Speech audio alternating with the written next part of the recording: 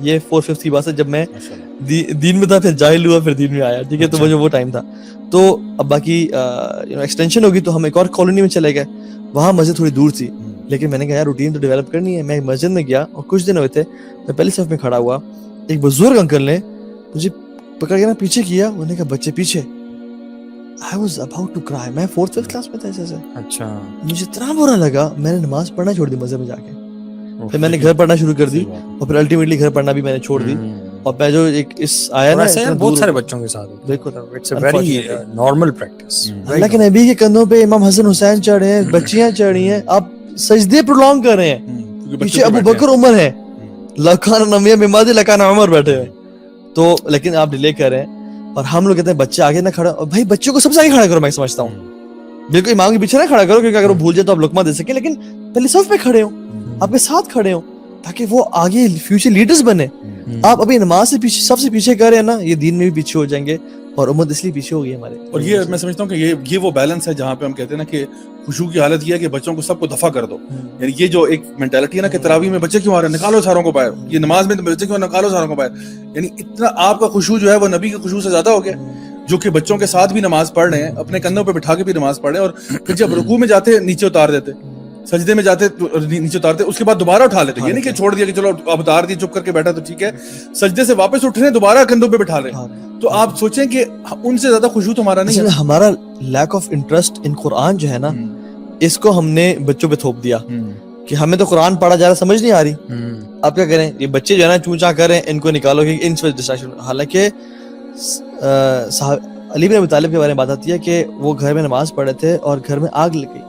People were shouting کہ نکلیں نکلیں نکلیں. اس مجھے روایت کی حدیث ابھی ہیلتھ کا ایگزیکٹلی نہیں پتا, میں نے ایک جگہ پڑھی ہے, سنی ہے. تو جب انہوں نے سلام پھیرا تو انہوں نے کہا بھائی, میں نکلے بھاگتے, انہوں نے کہا تم مجھے بلایا کیوں نہیں, میں نے کہا آپ بلا رہے تھے جی تھے, آپ نے سنا نہیں. کہتے ہیں can you listen to people when you are praying, he asked can you listen. ایک اور صحابی تھے, ان کا نام مجھے بھول گیا, ان کی یہ صحیح ہے اوتھینٹک, کہ ان کی گھر کا ایک ستون گر گیا اور وہ نماز کی حالت میں, اور نماز سے بعد ان کو پتا چلا کہ یہ گھر کا ستون گر گیا, کیونکہ وہ نفل میں ان کے ایک لذت ایسی تھی قرآن کی. لو انزلنا القرآن على جبل لرأيته خاشعا متصدعا من خشية الله, کہ پہاڑ پھٹ جائے, رزہ رزہ ہو جائیں. ہم انسان کے, ہم لوگوں کے دل جو ہے نا, اللہ تعالیٰ قرآن میں کہتے ہیں کہ دل پتھر جیسے ہو گئے ہیں, اور پھر کہتے ہیں کہ پتھر بھی کچھ ایسے ہیں جو کہ اللہ کی خشیت سے پھٹ جاتے ہیں اور پانی نکل پڑتا ہے ان سے. صحیح بات ہے. لیکن تمہارے دل کیسے ہیں کہ پتھر سے بھی سخت ہو گئے, او اشد قسوہ. یہ تو آپ صحابہ کا بتا رہے ہیں نا, ایک شاید اسلاف میں سے تھے کوئی جن کی ٹانگ کوئی خراب تھی شاید, اور طبیب نے کہا تھا کہ ٹانگ ابھی کاٹنی پڑے گی, تو وہ اینستھیزیا نہیں دیں گے, پتہ نہیں کچھ اس طرح. عروہ بن زبیر کی بات ہے, عروہ بن زبیر کی بات. وہ کہا تھا کہ جب میں نماز پڑھوں گا تب آپ کاٹنا, اب آپ کاٹ لیں. ایگزیکٹلی, یہ عروہ بن زبیر کی بات ہے. تو بات یہ ہے کہ اللہ کے نبی کہتے ہیں جعلت قرۃ عینی فی الصلاۃ. اچھا, اور جب کبھی نا ڈسٹریس ہوتا نا, کہتے ہیں یا بلال ارحنا. وہ یار جو سینٹینس ہے نا, اس کا مطلب پتہ کیا ہے, مطلب میں کہوں علی بھائی سکون پہنچائیں پلیز. صحیح بات, ارحنا, اچھا سکون سے بھی اوپر ہے, علی بھائی راحت پہنچائیں پلیز. کہتے ہیں یا بلال ارحنا, یا بلال راحت پہنچاؤ. اور بلال چڑھتے اور اذان دیتے, اور پھر نماز کے لیے اکٹھے ہوتے اور نماز پڑھتے, اور لمبا اس میں جو ہے نا, میری آنکھوں کی ٹھنڈک ہے نماز, قرۃ عین فی الصلاۃ.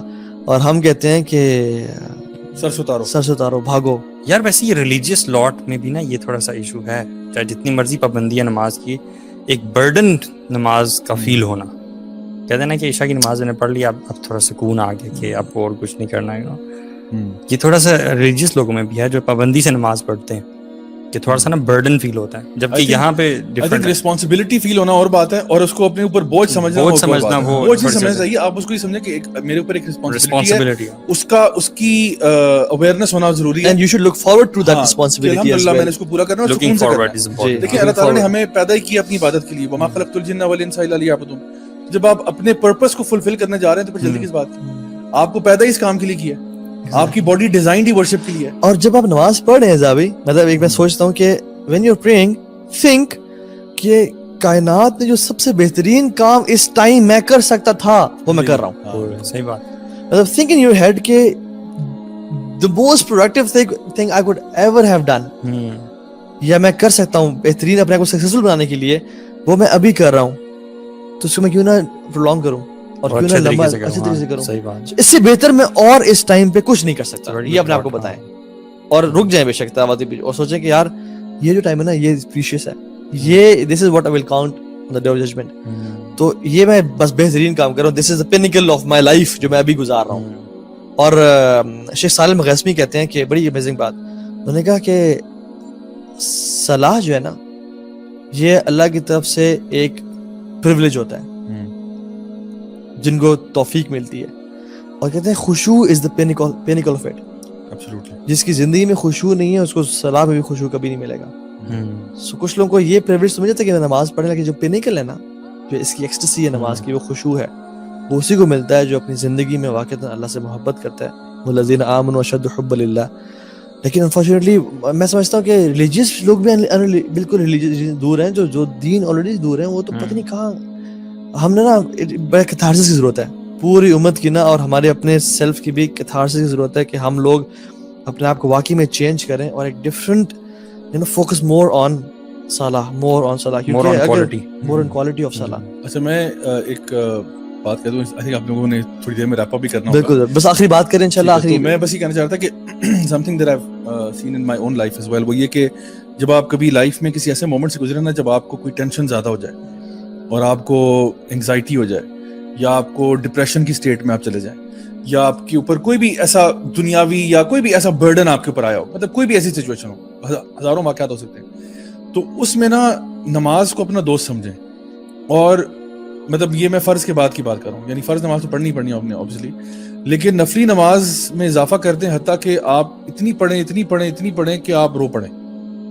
یعنی اپنے آپ کو نا اگر آپ نے, اور آپ یقین کریں کہ آپ کی زندگی میں کوئی بھی پرابلم ہے نا, یعنی ہم لوگ, میں نے کئی لوگوں کو یہ بات سنا ہے, اور مجھے اکثر لوگ اپنے ان باکس میں سوال پوچھتے ہیں کہ میرے پاس پرابلم آیا اینڈ آئی اسٹاپ پریئنگ, میرے پاس یہ پرابلم آیا, میرے پاس یہ مصیبت آئی, so I got so disheartened, I stop praying and then I start doing this. حالانکہ the response should have been the exact opposite.